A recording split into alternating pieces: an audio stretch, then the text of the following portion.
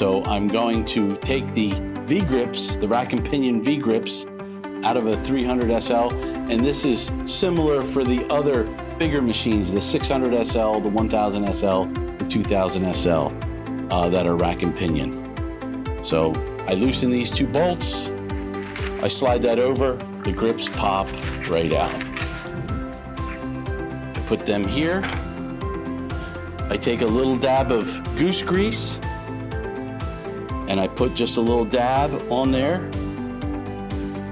The goose grease is important because if you are not greasing the grips, you'll find you'll have to hang on the handle to get the test to bite to start, and you shouldn't have to. After the specimen breaks, if the grip doesn't want to open, that could be a sign that you need grease, because it'll eventually wear off. You have to grease them periodically. Depends on how many tests.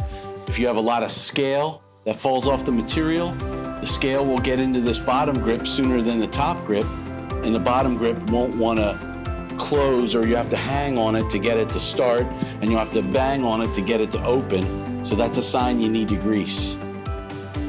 So I put a little dab on here, take the grips, put them in,